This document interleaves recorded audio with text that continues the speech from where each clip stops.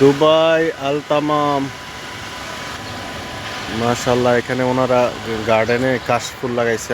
আমাদের দেশে যেখানে নদীর আশেপাশে হয়, কিন্তু এখানে অনেক টাকা খরচ করে এই যে কাশফুল লাগাইছে।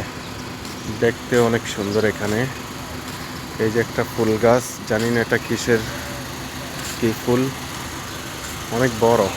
ফুলগুলা লাল, টুক টুকটুক করতেছে। এই যে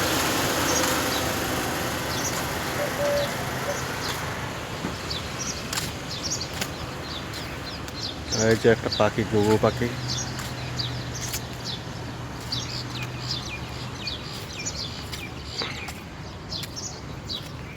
মাশাআল্লাহ, কোয়েল পাখি, কোয়েল পাখি ওই যে গার্ডেনে ঘুরতেছে।